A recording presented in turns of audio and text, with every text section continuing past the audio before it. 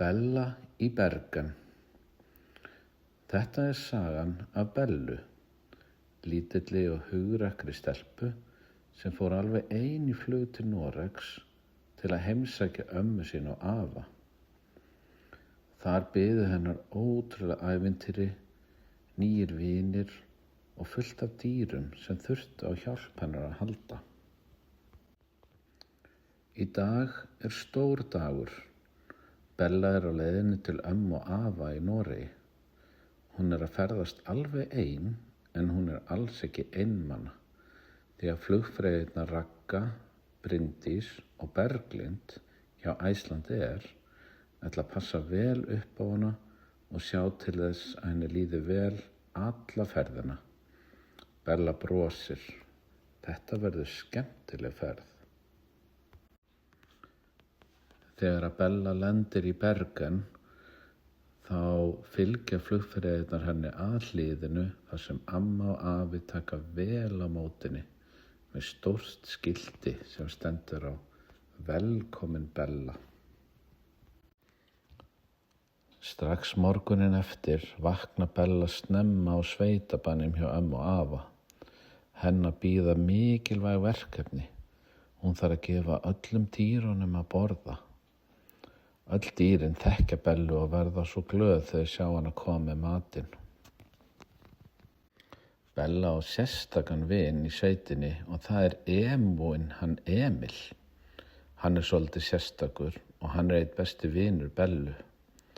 Bella heldur korninu í lófanum og Emil borðar þau valli á hendinni. En það kitlast svo mikið að Bella getur ekki annað en hlegið. En nú er komið að því að fara í hænsnakofan. Bella tínir eggin varlega og setur þau í körfuna sína. Hún telur hvert einasta egg. Amma ætlar nefnilega að nota þau í dýrindis morgumat. Þegar Bella var búin að tína eggin og fórum með þau til ömmu sem bjó til omelettu. Og á meðan var afi að mjólka kýrnar og kom með glænýja mjólk. Þannig að þarna sátu þau í sólinni með dýrunum, drukku mjólk og borðuðu omelettu. Afi á enn gamla þríhjóli sitt frá því að hann var lítill.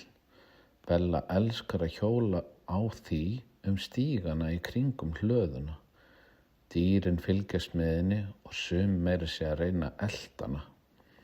Bellu finnst þetta svo fyndið að hláturinn í henni heyrist út alla sveitina. Þegar Bella er búin að hjóla á þríhjólinu, þá var hún orðin svo þyst og það var svo hlýtt úti að hún spurði ömmu hvort hún fengi ís.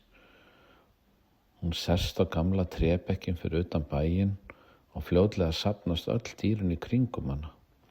Þau horfa öll á ísinn og að spá í hvort þau fái smá bita. Bella hlær og nýtir þess að sitja í sólinni og borða ísinn sinn. Eftirmiðdaginn, eftir kaffi, þá ákvaða Bella og afi að fara í útreiðatúr. Bella, hún er á henni Kötlu, íslenska hestinum sínum, en afi hann er á Ólafi. Þau ríða hestunum í gegnum skóginn og að stóru vatni, þar sem að fjöllin eru hinum megin við vatnið og haförninn svífur yfir vatninu. Þetta er svo fallegt að Bella verður alveg orðlaus.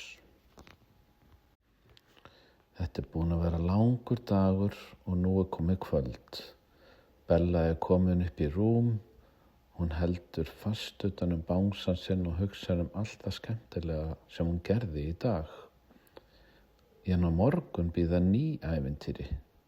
Bella lokar augunum, brosir og sofnar vært.